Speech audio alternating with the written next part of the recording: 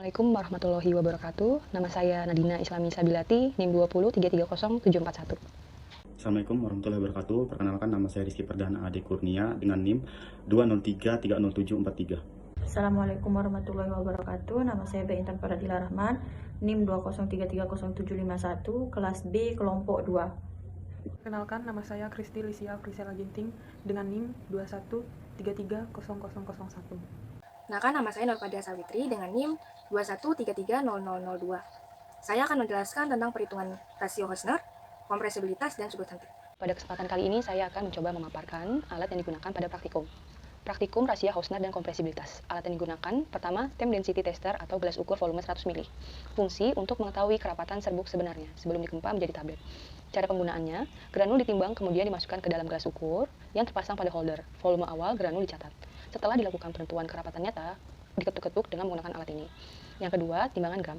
Fungsi untuk mengukur berat bobot serbuk. Cara kerjanya, dinyalakan timbangan dengan menekan tombol on. Lalu, lakukan kalibrasi terlebih dahulu. Timbang serbuk sesuai data.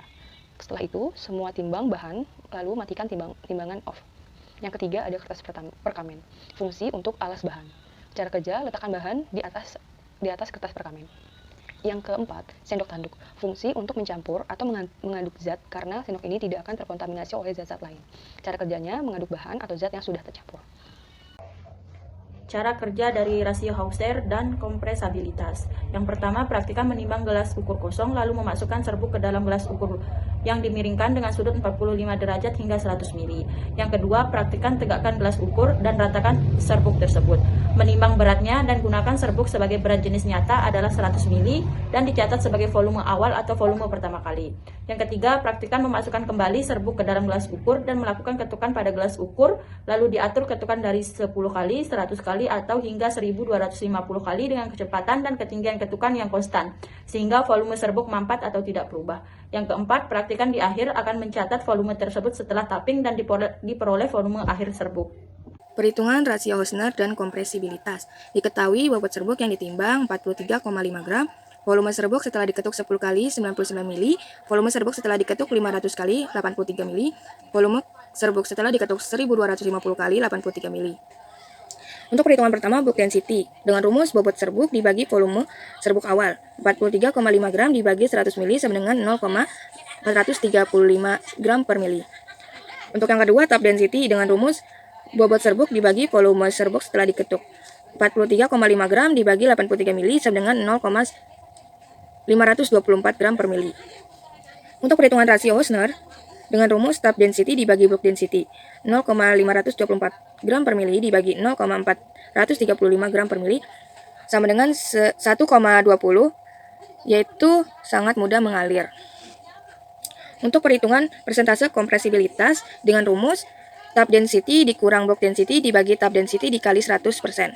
0,524 gram per mili dikurang 0,435 gram per mili dibagi 0,524 gram per mili dikali 100% sama dengan 0,17%, sangat mudah mengalir. Baiklah, di sini saya akan memaparkan sedikit tentang alat praktikum sudut henti. Yang pertama itu ada timbangan gram digital. Timbangan digital bekerja secara elektronis menggunakan tenaga listrik. Cara kerja timbangan ini, letakkan serbuk di atas timbangan, kemudian berat akan dihitung dan hasilnya akan muncul dalam bentuk angka digital pada layar indikator. Kemudian yang kedua itu ada corong gelas. Fungsinya itu untuk memindahkan atau memasukkan larutan dari satu wadah ke wadah lainnya.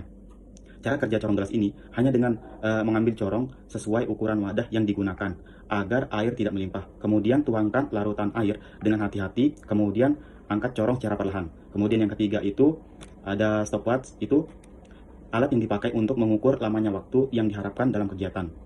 Cara kerja stopwatch ini, serbuk dimasukkan ke dalam corong flow tester dan dapat dibuka katup corong secara bersamaan dengan mulainya stopwatch memulai dengan menekan tombol di atas.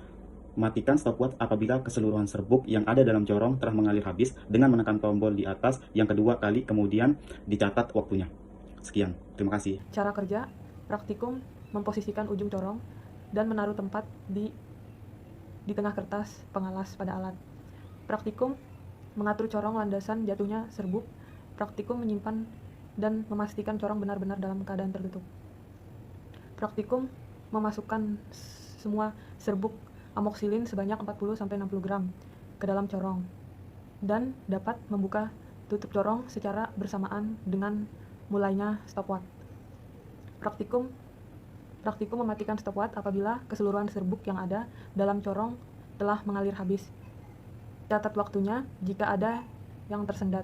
Dapat dilakukan menggunakan